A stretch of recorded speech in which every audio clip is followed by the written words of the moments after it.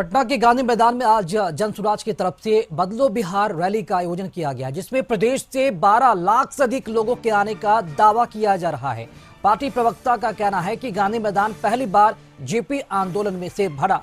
यह दूसरी बार होगा जब गांधी मैदान में पैर रखने की जगह तक नहीं होगी। युवाओं और महिलाओं को जनसुराज से उम्मीदें हैं।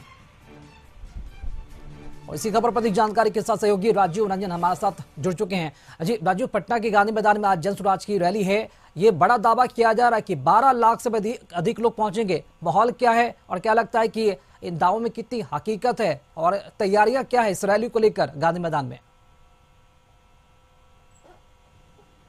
जी देखिए, ये जनसुराज का बिहार बदलाव रैली है और इस रैली के माध्यम से जनसुराज यानी कि प्रशांत किशोर अपनी दमखम दिखाएंगे और यहाँ अपनी उपस्थिति दर्ज कराएंगे। हालांकि उपस्थिति पहले से ही दर्ज करा रहे हैं विभिन्न जिला में जाकर के, जिस तरह से वो लगातार ताबड़तोड़ रैलियां कर रहे हैं। तो इससे लगता है कि अब जनसुराज उस रूप में आ गया है कि एक राजनीतिक दल के रूप में बहुत अच्छे तरीके से बिहार में बदलाव के लिए वो अपना प्लान कर रहे हैं।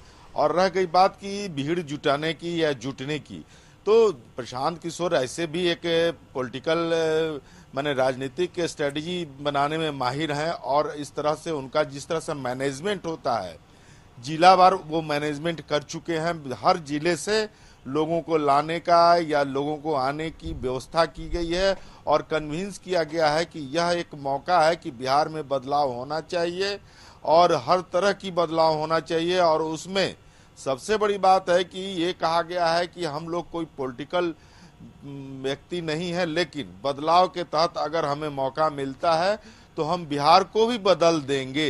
ये उनका एक चार्ज है और इस तरह से वो अपनी भीड़ को जुटाने में लगे हुए हैं।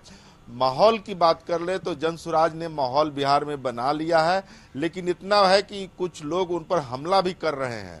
उनका कहना है कि जो प्रशांत किशोर हैं जनसुराज के सर्वेसर्वा, वो सिर्फ राजनीतिक व्यक्तियों के लिए, पॉलिटिकल पार्टियों के लिए स्ट्रेटजी बना सकते हैं या फिर चुनाव जिताने का जो तरीका होता है वो कर सकते हैं, लेकिन वो अपने पर लागू नहीं कर पाएंगे क्योंकि उनका फेस नहीं है। तो इन सब चीज़ों के बीच आज देखना होगा कि जो 12 लाख के ऊपर व्यक्तियों के आने का दावा किया जा रहा है इस रैली में, वो कितना सही होगा, कितना सामने आएगा, यह देखने वाली बात होगी। लेकिन इतना है कि अगर भीड़ आती है, एक बात कहा है प्रशांत किशोर ने कि जेपी आंदोलन के समय जिस तरह से गांधी मैदान भरा था वही स्थिति आज होगी।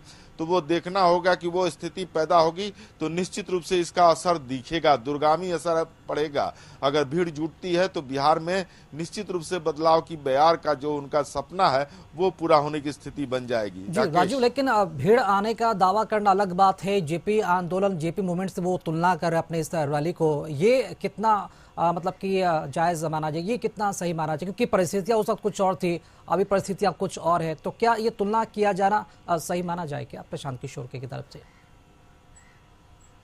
देखिए, प्रशांत किशोर को कहा जाता है कि वो किसी चीज़ को बहुत ढंग से तराशते हैं, बनाते हैं, स्ट्रेटजी बनाते हैं, तो वो उसी ढंग से इसको उस आंदोलन से जोड़ रहे हैं।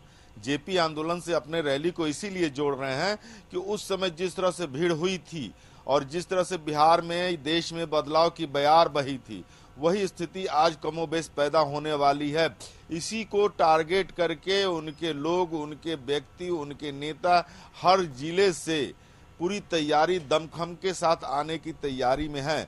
रह गई बात की भीड़ होती है तो ये भीड़ कहीं न कहीं से एक नया संदेश बिहार को देगी और उस नए संदेश के तहत तरोताजा बिहार को लेकर के जो जनसुराज का सपना है वो सामने आएगा। लेकिन अभी कुछ भी कहना जल्दबाजी होगी राकेश, क्योंकि ये जो भीड़ है इतनी आसानी से नहीं आती है और आएगी तो निश्चित रूप से बिहार में एक नए अध्याय की रूपरेखा तैयार होगी। बिल्कुल राजीव, ये भी देख लेंगे आज कि आज पटना के गांधी मैदान में क्या जनसुराज ऐतिहासिक रैली बना पाती है और उनके दावों में कितनी सच्चाई नजर आती है। शुक्रिया आपका खबर पर जानकारी के लिए आपका।